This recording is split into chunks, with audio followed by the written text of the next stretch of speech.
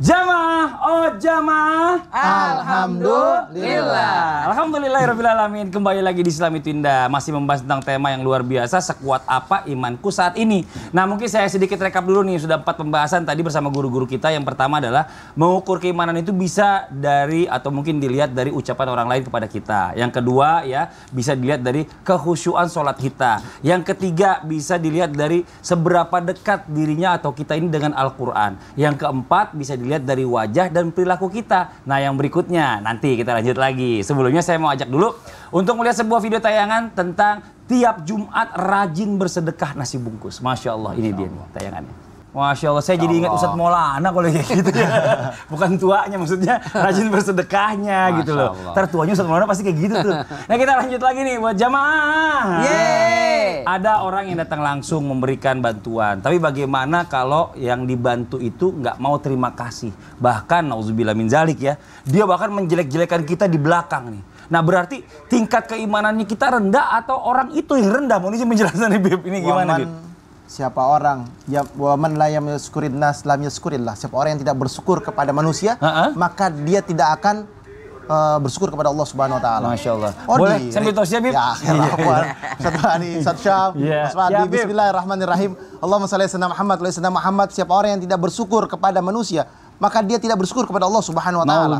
Siapa orang yang tidak tahu diri kepada siapa? Kepada siapapun yang ngasih sama dia, dia nih dicela, dihina, dia aduh, kenapa sih kalau ngasih kayak gitu? Orang sayur asamnya basi juga kok, padahal sayur asamnya masih enak. Namanya tetangga kan, sayur lodanya udah gak enak juga ngasih saya. Kenapa nggak dari pagi aja ngasih, baru sore yang ngasih udah sisa ya? Suuzon kepada orang lain, tidak berterima kasih kepada orang lain, dan tidak selalu beranggap baik terhadap orang lain. Ini adalah mereka hamba yang hina. Hamba yang hina adalah mereka yang tidak bersyukur atas nikmat yang Allah Ta'ala berikan. Segala sesuatu yang Allah Ta'ala berikan adalah bentuk daripada keriduannya Allah. Manusia hanya penerusnya, manusia hanya sambung tangannya, manusia hanya melakukan daripada kehendak dan ridhonya Allah Subhanahu wa taala. Ketika manusia tersebut ngasih kamu kerjaan, ngasih kamu rezeki, itu semua udah qadarullah, bentuk takdirnya Allah. Inilah yang saya selalu ajarkan sama anak saya. Ketika terima makanan, terima minuman, atau terima apapun dari mbak atau siapapun, bilang terima kasih.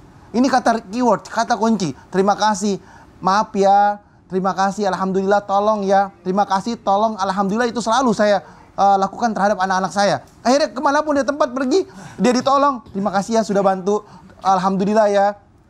Tolong ya, inilah itulah. Ini enak didengar. Ini subhanallah, masya Allah. Siapa orang yang mau mendapatkan ihsan, salah satu kebaikan yang Allah Ta'ala berikan kebaikan, maka berbuat baiklah kepada orang-orang sekitarmu. Dengan berkata-kata baik, alhamdulillah. Siapa orang yang bersyukur atas nikmat yang Allah Ta'ala berikan, Allah akan tambah.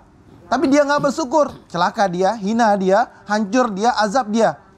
Dan siapa orang yang mendapatkan rasa syukur yang dia milikinya, alhamdulillah ya Allah atas anugerah yang Engkau berikan. Allah kasih kenikmatan yang luar biasa. Allah kasih kenikmatan yang tiada tara. Allah tambah keimanan tersebut dan Allah tambah daripada rezekinya. Bukan hanya rezeki, imannya ditambah oleh Allah Subhanahu wa taala. Kita nih sering kali dengar orang-orang kalau ngomong, saya mah yang ngasih rezeki bukan dia kok, itu Allah kok, bukan manusia itu. Ini manusia nggak bersyukur. Karena apa? Kalau bukan karena dia, Anda nggak akan mendapatkan itu. Kalau bukan karena Allah, Anda nggak mendapatkan itu. Udah ada garisan tangannya. Inilah yang harus kita berterima kasih. Banyak di antara kita nggak berterima kasih kepada teman kita, saudara kita, guru kita, bos kita, atasan kita, orang yang ngasih kita kerjaan, orang yang ngasih kita ini. Inilah yang kita nggak boleh melupakan jasa mereka. Oleh karena itu, orang ataupun manusia yang dimana mereka memiliki rasa syukur, berterima kasih kepada manusia, Allah sayang sama dia. Siapa orang manusia yang tidak memiliki rasa syukur kepada manusia yang lain, Allah nggak suka sama manusia tersebut. Allah nggak suka sama hamba tersebut. Hamba yang beriman dan bertakwa kepada Allah mengetahui mana yang qadarullah, qada dan qadarnya Allah Subhanahu wa taala. Melalui perantara siapa kita nggak tahu. Boleh jadi saya ada di sini, ada dimanapun tempat dikasih rezeki oleh Allah melalui perantara si A, si B, si C. Jadi inilah yang harus. Benar ya, rezeki dari Allah gitu ya Bib ya. Tapi wasilahnya itu bisa lewat saya, bisa lewat Ustadz Bani, Ustadz Syam. Jadi nggak boleh seuzon duluan jadi orang. Malam gitu yaskurin nas, lam yaskurillah. Masya Allah. Siapa orang yang nggak bersyukur kepada teman kita, keluarga kita, berarti maka dia tidak akan bersyukur kepada Allah. Nauzubillah min dzalik. Nah, sekarang kita lanjut lagi nih ya, Ustaz Syam, mau Ustaz Syam. Kan kalau kadang kita ini kalau misalnya sedekah nih suka milih-milih, jujurnya ya, jujur ya. Mungkin saya lebih milih-milih cari yang keluarga dulu yang deket, atau mungkin baru orang-orang sekitar. Itu gimana? Boleh nggak sih sebenarnya? Kalau pilihannya benar ya tidak mengapa. Oh gitu. Yang keliru adalah ketika pilihannya salah. Jadi orang sedekah pilih-pilih itu adalah bentuk kecerdasannya, subhanallah. Seperti orang cerdas, orang pandai tahu dalilnya. Oh ternyata sedekah kepada keluarga lebih besar pahalanya. Jadi dia pilih dulu dari golongan keluarganya yang membutuhkan. Keluarganya duluan, subhanallah. Kemudian ada lagi hak selanjutnya siapa? Sesama orang beriman. Dia cari orang beriman. Apalagi orang soleh. Dia tahu, oh ternyata yang paling utama memakan hidangan kita ketika acara, ketika ada resepsi segala macam adalah orang-orang soleh. Berarti dia milih-milih dong. Jamaah masjid duluan dikasih makan, orang-orang soleh duluan dikasih makan. Milih-milih ngasihnya. Tapi ini adalah bentuk kecerdasan dalam milih-milihnya. Cuma ada kebaikan yang tidak boleh milih-milih. Apa tuh? Misal ada orang jatuh di jalan, gak usah nanya agamamu apa. Oh jangan dong. Langsung Boleh. bantuin. Masya Allah. Makasih banyak Ustaz Syam. Iya, Nah sekarang kita lanjut lagi bicara masalah tentang mertua dan orang tua. Siap. Nah banyak orang tua atau mungkin mertua ini merasa anaknya pilih kasih nih Ustaz Syam nih. Karena kita bicara masalah tentang keimanan, katanya orang yang bisa memuliakan mertua dan orang tua. Nah tapi bagaimana kalau seandainya mereka merasa tidak, aduh kayaknya dia lebih condong ke sana deh. Kok ini lebih condong ke sini deh. Nah itu bagaimana tuh Ustaz Syam? Mohon izin penjelasannya. Bismillahirrahmanirrahim. Tabib Mas Fadli, Ustaz Bani, Abdul Usman, serta guru-guru kami yang dimuliakan Allah Subhanahu wa taala, para orang tua kami yang dimuliakan Allah Subhanahu wa taala. Maka ternyata yang pertama adalah sudut pandang. Karena husnudzon itu adalah sangat penting. Makanya diingatkan bahwasanya husnul khotimah itu alamatnya ya, untuk mendapatkan husnul khotimah mesti kita punya husnudzon. Karena kebaikan itu hanya bisa dipandang baik oleh orang yang punya prasangka baik.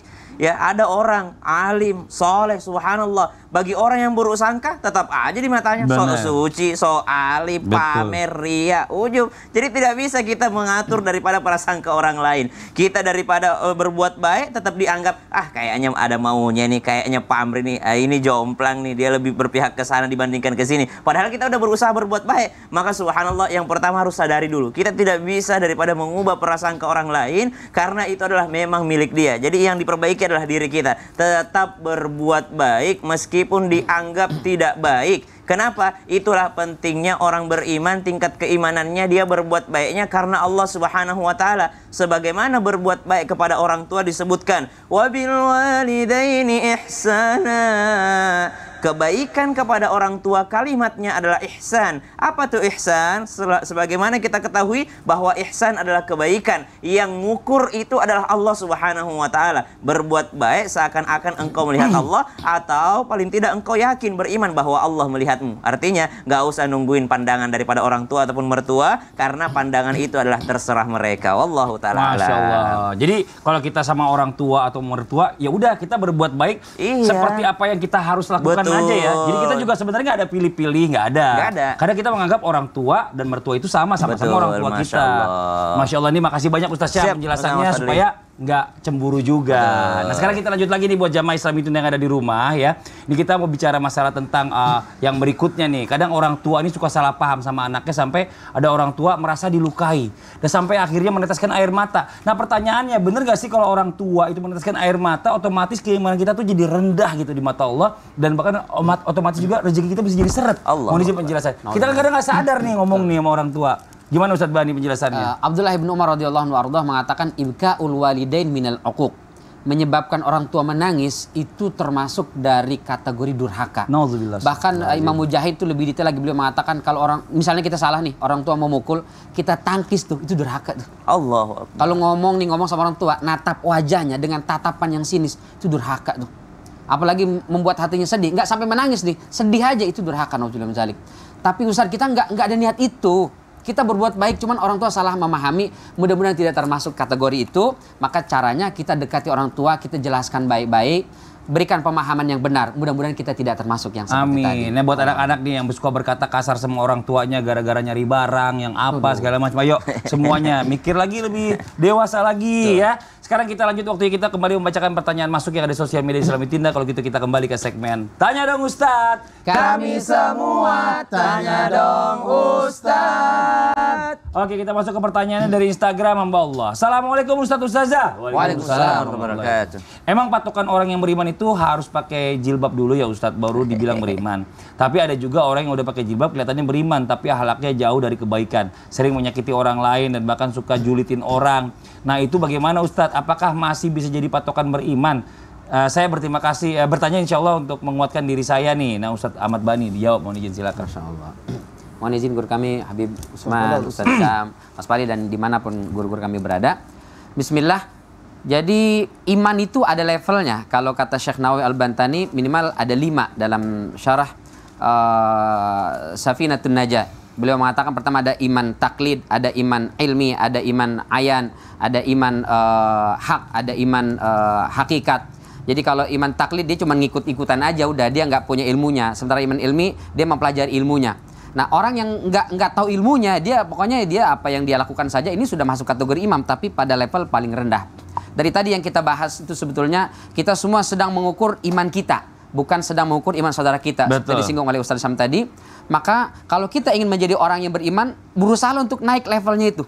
Awal saya belum bisa berjilbab Ustaz, tapi saya sudah berusaha untuk melakukan ketaatan kepada Allah. Maka lakukan itu. Jangan kemudian, kayaknya nggak perlu sholat deh. Kenapa? Orang saya juga nggak pakai jilbab. Itu yang nggak boleh. Jadi jangan sampai belum sanggup kita melakukan satu perintah agama, membuat kita kemudian meninggalkan semua perintah agama. Jadi mala yudraku kulluh la yutrak kulluh. Yang sesuatu yang belum bisa kita lakukan semuanya, jangan kemudian sisanya ditinggal juga jadi semuanya. Jadi nggak jadi sama sekali. Maka berusahalah untuk terus memperbaiki keimanan kita. Saya belum bisa ini Ustadz, apakah saya belum beriman? Sudah beriman, tapi belum pada level yang terbaik. Maka mudah-mudahan terus dengan mengaji ini, keimanan kita semakin hari semakin naik high level. Nah, jangan berburuk sangka sama orang, lebih baik mengukur diri kita sendiri dulu, ya baru orang lain. Jangan ya.